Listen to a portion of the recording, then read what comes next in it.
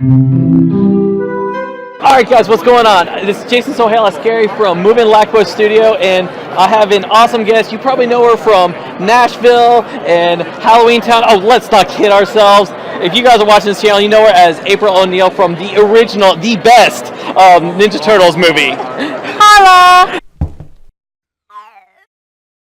Judith Hoag. Hi, how are you? Did I say the last name correctly? You said it's Hoag. Hoag. I'm so sorry. It's okay. So, do you still get recognized as April O'Neil?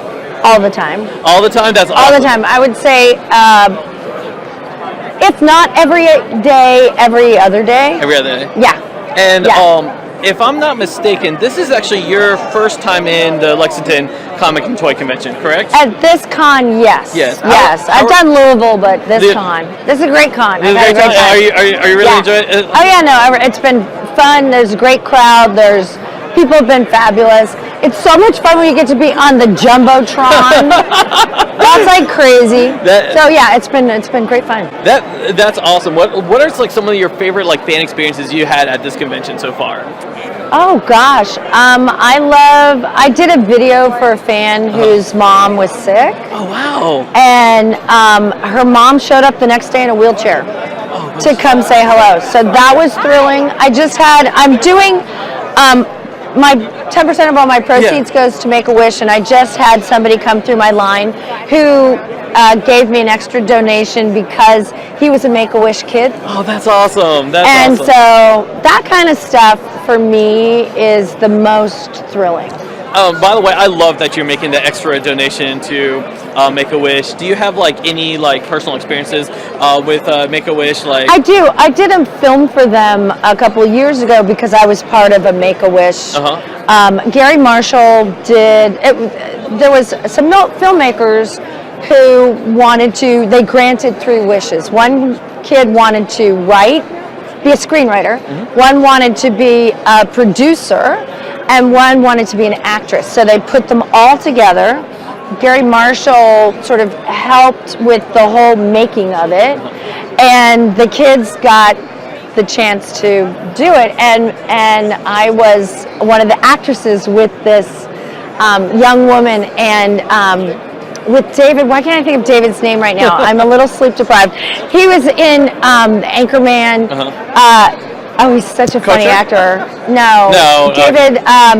Sorry, David. It's all right. Right now, sleep deprived. Plus, we just jumped ahead an hour. So anyway, that and I just read a script for a movie that Queen Latifah's doing called Hope's Wish, and I cried through the reading of the whole script. And I thought, wait a second, I'm doing Comic-Cons, which I'm a huge fan. I think you have to give back, and I give to a lot of different charities, but I thought, wait a second, I've got this thing that I do that I could be giving. Each time I can choose different charities, although I probably will stick with Make-A-Wish for a while. So to me, it just makes it a more meaningful experience. That's awesome. That's really incredible. I really thank you for that. So let's jump back to 1989, like when you were given the script of like Ninja Turtles. Did you even know what Teenage Mutant Ninja Turtles were? No, and like, not a clue. Not a clue. And like, how did they like present it like to you? Like, how did they like get you to research the role of April? Well, what happened was my agent got in touch with me and said, I got a script for you for a movie. And he told me the title, and it just sounded like a really weird horror film to me, or some science. It just didn't. Teenage Mutant Ninja Turtles, I wasn't really sure at all what it was. And he said, just read the script. It's really good. And I read the script and I fell in love with it. And then I met Steve Barron. And then I got the job. I got the job right away. And then I was shooting a movie called Cadillac Man with Robin Williams. Awesome movie. And I couldn't, for a while, it turns out I couldn't do Ninja Turtles. And because I was shooting this other movie and they hadn't worked it out. So I think somebody else got the job for a minute, and then I was able to do the movie. But I found out from Robin that he wanted to know where I was running off to every weekend. And I said, I'm doing this movie. It's called Teenage Mutant Ninja Turtles. I was a little embarrassed to even tell him the name. And he said, are you kidding? They're making a movie of that. Are you playing April? And he had the very first comic book, nice. and because he loved it, it was like, I've got street cred about this. And it was very sweet. And then he and his family came to the premiere. Oh, that's awesome. That's really cool. So, when your children growing up, did you let them like grow up with the Ninja Turtles and everything? You know, they could if they wanted to, but they really weren't into it. They really weren't. No, that my kids were Toy Story. My son was Toy Story, and my daughter was like, she loved The Wizard of Oz. Her first favorite movie was Monty Python and the Holy Grail. So, oh wow. Yeah. So, but they're not really Ninja Turtle fans. So, I've talked to some of the stuntmen before with Ninja Turtles. I've heard like just horror stories of how Golden Harvest was like doing, how they're treating them and everything. Like now, I know you were an actress. You didn't have too many of the action scenes, but were they a lot nicer to you, or did they treat you almost the same? No, they're always nicer to the actors. Actors get like preferential treatment on the set, which is, I think everybody should get preferential treatment. Yeah, so, I agree. But you know what? Here's the deal. And actually, I was talking to a stunt person in Hong Kong. You know, the way that the industry works is that stuntmen are pretty tough, and so you know they're used to getting beaten up and they're used to getting injured. Right. And I wasn't used to that culture, and I would see people getting hurt, and it was always upsetting to me. Right. And then they'd be sent back home, and I didn't think that was right. It wasn't my call at all.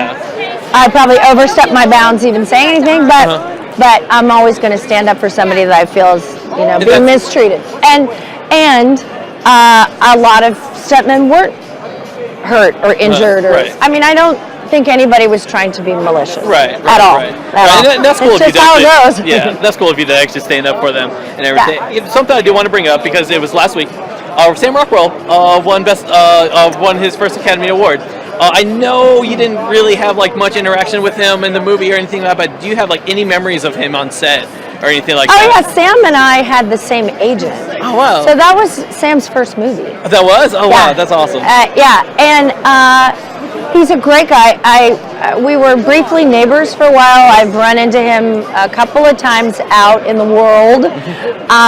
He's lovely. Oh, he's a lovely human, a great actor, and congratulations to him for winning the Oscar. Awesome. So the latest movie, Out of the Shadows, you went and you filmed a cameo appearance. Unfortunately, that got cut from the movie. Did they let you know ahead of time that like they're not using it? No, they didn't, which is, when you're launching a movie, you don't always necessarily let everybody know, which was totally fine. Yeah. I don't take that stuff personally. They flew me, they wrote the part for me, they flew me there, they paid me. That's all good. Usually if you're cut out of a movie, it's because the story has changed. And they're taking it in a different direction, or they've run out of time. Right. And so I'm very cool about it. I'm like, whatever. It's not my movie to decide how it goes. Loved being there with them. Yeah. And I understand it's in the deleted scenes. So, right. And I had a great time. Shooting in Times Square is insane. That was fabulous. Did Megan Fox ever came up to you for any advice for playing April or anything like that? No, she'd already done the first movie. She knows how to act. No, I found her to be absolutely delightful, and Will Arnett, and actually everybody in that production, the guys who played the Turtles, everybody was really lovely. So it was a win for, I think, all of us. That's awesome. So, are there any current projects that you're doing that you can say that you're doing now? Well, I have a movie that's in theaters right now called Forever My Girl. I have another couple of films. One's in the can. It's called DC Noir, which is a movie that George Pelicanos, who did The Wire, and he has The Deuce on HBO.